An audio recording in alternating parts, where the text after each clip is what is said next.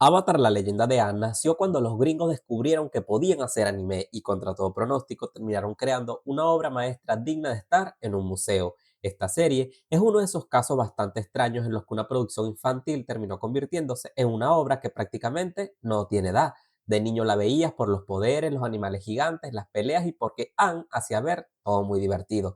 Pero vuelves a verla de adulto y empiezas a descubrir que debajo de todo eso había una historia sobre guerra, genocidio, política, trauma, responsabilidad, identidad, perdón y redención.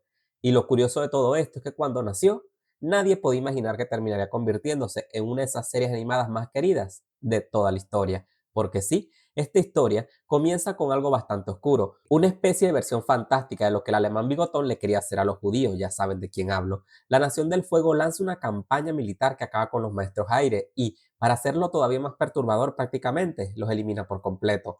No estamos hablando de una derrota, no estamos hablando de que perdieron una guerra, estamos hablando de un exterminio total. Y lo peor es que nuestro protagonista Aang ni siquiera estaba ahí para impedirlo. Estaba congelado dentro de un iceberg. Así que mientras él se echaba una siestecita de 100 largos años, el mundo, cuando más lo necesitaba, desapareció. La creación de Avatar fue creada por dos animadores estadounidenses que se conocieron mientras estudiaban. Ambos eran grandes aficionados de la fantasía épica, el anime, las artes marciales y las filosofías orientales, así que básicamente juntaron todas sus obsesiones y dijeron, mira, si unimos esto y aquello, ¿qué podría salir mal? Y alrededor del año 2001 la idea comenzó a tomar forma.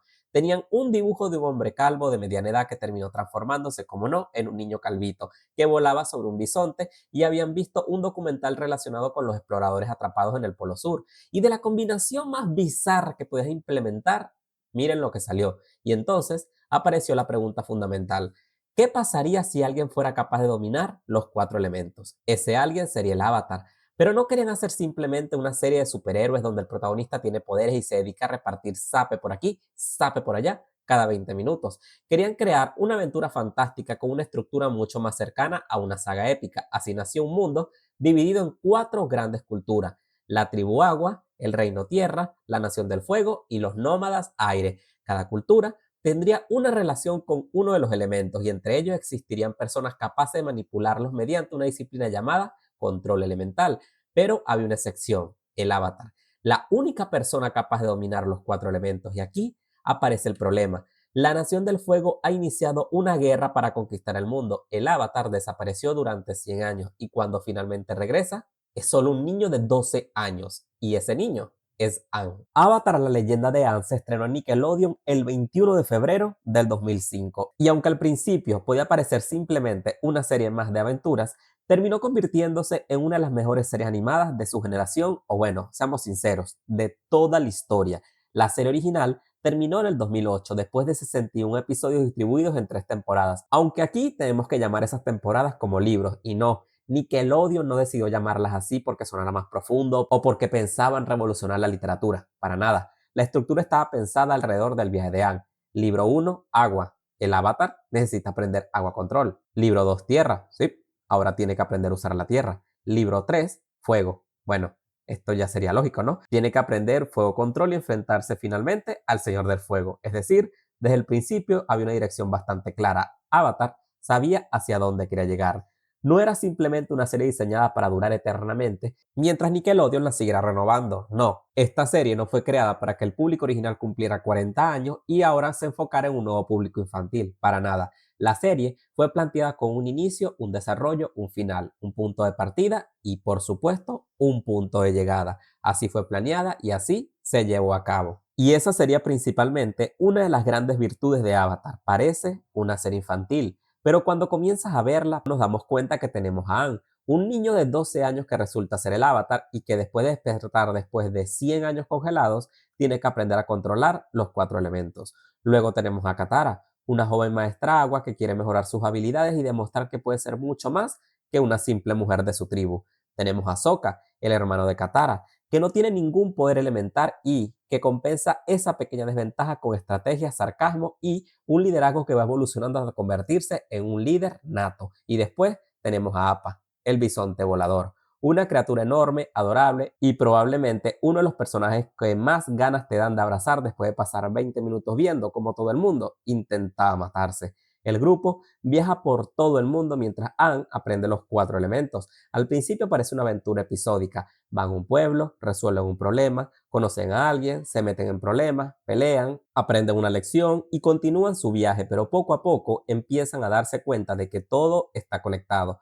Porque mientras Anne intenta aprender a controlar los elementos, la Nación del Fuego lo está buscando. Y aquí aparece uno de los mejores personajes de toda la serie. Y bueno, voy a sonar como un fanboy, pero lo diré. Aparece uno de los mejores personajes de toda la ficción, el príncipe Zuko, quien comienza como el típico antagonista que persigue al protagonista. Es el príncipe desterrado de la Nación del Fuego y tiene un objetivo aparentemente sencillo: capturar el avatar y regresar a casa. El problema es que conforme avanzan los episodios, descubrimos que detrás de esa obsesión desmedida existe una historia muchísimo más complicada. Su padre lo rechazó, su hermana Azula lo supera prácticamente en todo, su madre desapareció, su honor fue destruido y Zuko cree que si consigue capturar el avatar finalmente podrá recuperar todo aquello que perdió. Y aquí la serie empieza a jugar en otra liga, porque Zuko no es simplemente el malo, es un personaje roto que intenta encontrar su lugar en el mundo, mientras Aang intenta descubrir quién es como avatar. Zuko está intentando descubrir quién es él sin el título de príncipe de la Nación del Fuego. Y lo interesante es que ambos personajes, aunque parecen completamente opuestos, están enfrentándose a una pregunta bastante parecida: ¿quién soy y qué se supone que debo hacer con mi vida? Y para una serie que supuestamente era de niños, esa primicia no está nada mal.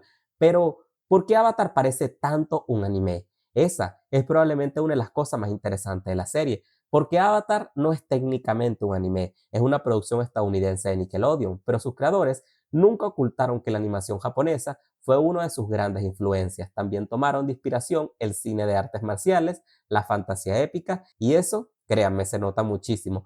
Visualmente encontramos influencias en obras de Estudio Ghibli, Cowboy Bebop y claro, El viaje de Chihiro. Incluso algunos diseños concretos estuvieron inspirados en animaciones japonesas. Por ejemplo, el diseño de Appa tomó como referencia a Gatobus de Mi vecino Totoro. Pero Avatar no intentó simplemente copiar el anime, hizo algo mucho más interesante: lo mezcló con la animación occidental, y ahí está la clave. Tenemos expresiones faciales exageradas, un humor absurdo, combates extremadamente coreografiados, momentos dramáticos, silencios incómodos, episodios capaces de dejarte mirando la pantalla y diciéndote: ¿esto realmente es de Nickelodeon?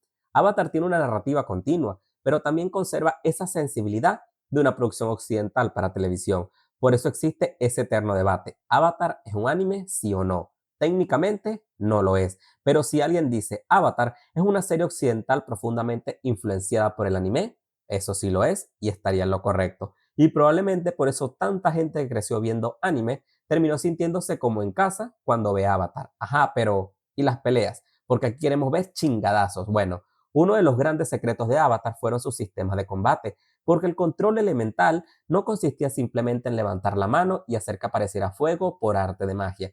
Cada elemento tenía una filosofía y una forma de combate diferente. El agua tenía movimientos fluidos, la tierra era rígida y contundente, el fuego era agresivo y explosivo, y el aire estaba basado en la movilidad y la evasión. Los creadores querían que las peleas parecieran auténticas artes marciales y no simplemente personajes lanzándose efectos especiales uno tras otro. Y eso se nota, porque los combates de Avatar parecen más un bal salvaje usando los elementos.